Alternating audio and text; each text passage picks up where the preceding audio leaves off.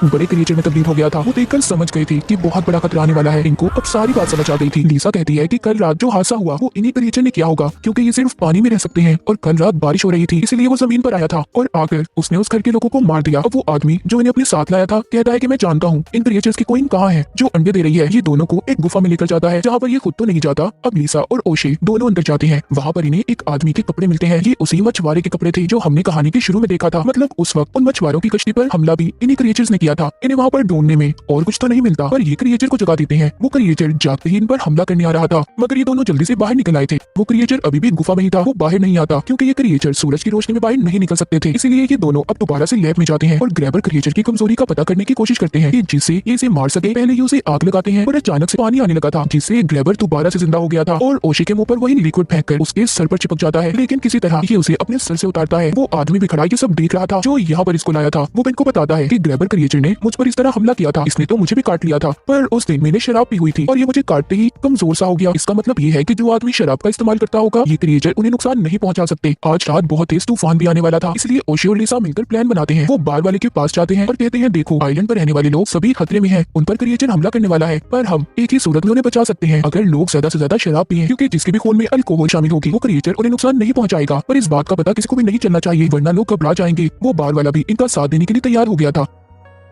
पहला टेस्ट ये लीसा पर करते हैं। लीसा ओशे से कहती है मैंने कभी भी शराब नहीं पी, लेकिन फिर भी ये उसे शराब पिला देते हैं। फिर ये लोग लीसा का खून निकालकर टेस्ट करते हैं। ये उसके खून को क्रिएचर के बच्चे को पिलाते हैं जिसको इन्होंने लैब में कैद किया हुआ था। जैसे ही वो क्रिएचर का बच्चा खून पीता है मर जाता है। ये क्रिएचर्स की कमजोरी को जान गए थे। ओशे और लीसा चर्च में जाते हैं। वहाँ पर जमा सभी लोगों को ये बार में आने का कहते हैं। मुफ्त की शराब मिलने वाली है, इसीलिए सब बार में आ गए थे। रात को इन्हें क्रिएचर का शिकार करना था। इनके पास जो कुछ भी था ये उन चीजों को अपना हथियार बना लेते हैं। बाहर गाड़ी में लीसा और ओशे बैठे थे, बाकी सभी बार में थे। लीसा ने भी बहुत ज्यादा शराब पी ली थी, वो अपने होश में नहीं थी, इसीलिए ओशे को सारी अपनी दिल की बात बता देती है कि वो उसे कितना पसंद करती है। उधर बार के अंदर सभी मौज मस्ती में गुम थे। तभी एक आदमी को वॉशरूम में जाना था, पर वॉशरूम के अंदर कोई था, इसीलिए वो बाहर आ जाता है। बाहर बहुत तेज बारिश हो रही थी। तभी वहाँ पानी की वजह से छोटे छोटे क्रिएचर्स आ गए थे जो उस आदमी पर हमला कर देते हैं। ये देखते ही लीसा और ओशे उस आदमी को बचाने जाते हैं इससे पहले कि वो उसे बचा पाते। वहाँ पर एक बड़ा ग्रैबर क्रिएचर भी आ गया था जो उस आदमी को खींचकर खा जाता है। ये देखकर लीसा और ओशे अपनी जान बचाकर भागते हैं। जब ये दोनों अपनी गाड़ी में बैठते हैं तो लीसा परेशानी में गाड़ी के सायरन को ऑन कर देती है, जिस वजह से क्रिएचर अब इनके पीछे था वो इनकी गाड़ी पर चढ़ जाता है। वो गाड़ी को तोड़ने की कोशिश कर रहा था, पर ये मौका देखते ही जल्दी से बार के अंदर भागते हैं। बार में आते ही बार का मालिक ओशे को बताता है कि सारी शराब खत्म हो गई है, हमें लेने दूसरी जगह पर जाना होगा जहाँ पर हम इस वक्त नहीं जा सकते। इसलिए ओशे सबको ऊपर जाने का कहता है। सब पूछ रहे थे कि क्या हुआ ऐसा, क्यों जाए हम ऊपर, पर ओशे अभी भी किसी को कुछ नहीं बताता। कोई नहीं जानता था कि बाहर कितनी बड़ी मुसीबत है। यहाँ पर वो डॉक्टर जो लैब में काम करता था उसने बहुत ज्यादा शराब पी ली थी, इसीलिए वो अपने होश में नहीं था। वो बाहर जाकर बड़े ग्रैबर क्रिएचर के सामने खड़ा हो जाता है और उसकी तस्वीर बनाने की कोशिश करता है, लेकिन क्रिएचर उसे पकड़कर दूर फेंक देता है। बार के अंदर सबको इस बड़े खतरे के बारे में पता चल गया था। सभी अपनी जान बचाकर ऊपर की तरफ भागते हैं। ओशे सबको यकीन दिलवाता है कि वो सभी महफूज हैं, उन्हें कुछ नहीं होगा। वो ये भी कहता है कि इस क्रिएचर को शराब से नफरत है, इसीलिए वो किसी को कुछ नहीं करेगा। लेकिन यहाँ पर सबसे बड़ा खतरा ओशे खुद था, क्योंकि उसने शराब नहीं पी थी, इसीलिए क्रिएचर ओशे के पीछे था। ओशे अब नीचे जाने का फैसला करता है क्योंकि वो अपनी वजह से सबकी जान खतरे में नहीं डाल सकता था। लेकिन यहाँ पर लीसा उसे एक आइडिया बताती है, कहती है कि देखो ये क्रिएचर सूरज की रोशनी बर्दाश्त नहीं कर सकते, इसीलिए यहाँ पर जो कंस्ट्रक्शन साइट है मैंने उधर क्रेन मशीन को देखा है, हम उधर जाएंगे, इस क्रिएचर को पकड़कर उस मशीन से रोके रखेंगे और जैसे ही सुबह होगी ये क्रिएचर खत्म हो जाएगा और इसके अंडे भी। ओशे को लीसा का आइडिया पसंद आता है, पर ओशे की गाड़ी की चाबियां नीचे ही रह गई थी। लीसा अब हिम्मत करती है और चाबियां लाती है। नीचे बहुत सारे क्रिएचर के बच्चे थे। लीसा और ओशे उसी जगह पर जाते हैं। क्रिएचर भी इनके पीछे था क्योंकि वो अब ओशे का शिकार करना चाहता था। ओशे उस जगह पर पहुंचकर पेट्रोल की ड्रम देखता है। वो क्रिएचर को अपनी तरफ बुलाता है ताकि जैसे ही उसकी तरफ आए ये उसे जला दे, लेकिन वो क्रिएचर इसे अपने टेंटिकल से नीचे गिरा देता है। वो जैसे ही उस पर हमला करने वाला था वहाँ पर लीसा क्रेन मशीन उस पर गिरा देती है। क्रिएचर वहीं पर फंस गया था। फिर वो ओशे को बचाती है। वहाँ पर ये एक शराब की बोतल खोलती है ताकि थोड़ा सा एंजॉय कर सके। तभी क्रिएचर का एक टेंटिकल आकर ओशे को पकड़ लेता है। वो उसे खाने ही वाला था, लेकिन उसके हाथ में शराब की बोतल थी जिसको वो उस क्रिएचर पर फेंक देता है, इसीलिए वो क्रिएचर ओशे को छोड़ देता है। लीसा फ्लेयर गन लेकर पेट्रोल के टैंक्स पर चलाती है। उस फ्लेयर गन के लगते ही वहाँ पर बहुत बड़ा धमाका होता है जिसमें वो क्रिएचर भी मर गया था।